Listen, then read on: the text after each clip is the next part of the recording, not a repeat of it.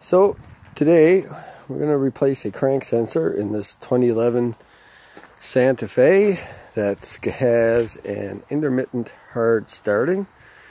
It has a 3.5 liter V6, and essentially what you want to do this job, there's a couple ways you can do it. One of them, I chose to do the lazy way without taking the battery out, so I just removed this breather element. There's 3 screws here, and set that aside, and you're looking at the front of the car, just to the left of the battery and between these coolant tubes. You want to put your hand down in here, and it's a hard time to see it, but you can put your hand down in there and you can see that hole right there that has a bolt for a flange. That's where I removed the crank sensor.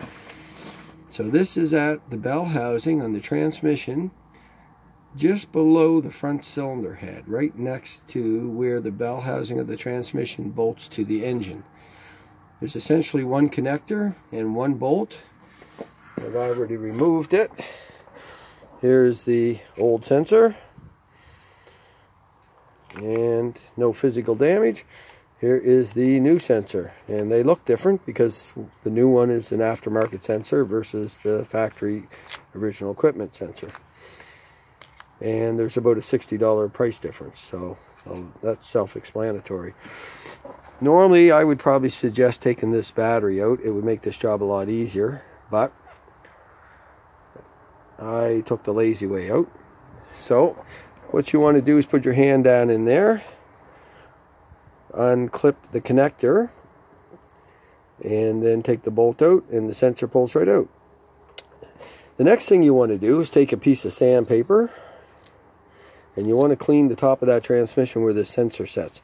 It's very important to have the flange area of this transmission sensor, or sorry, this crank sensor, be very clean, because if it builds up with corrosion and debris right here, it pulls the sensor back some and creates a gap at the end of the transmission where it senses the pulses from the flywheel.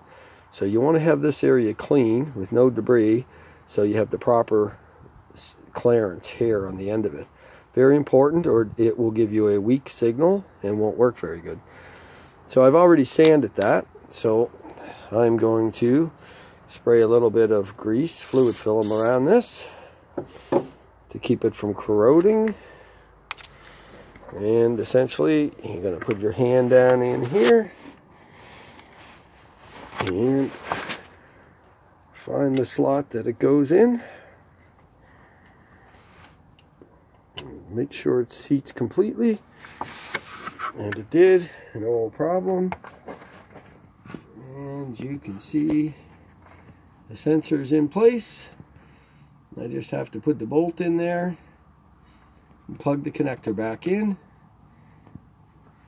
and that's all there is to changing a crank sensor on a 3.5 liter 2011 Santa Fe. Thanks for watching.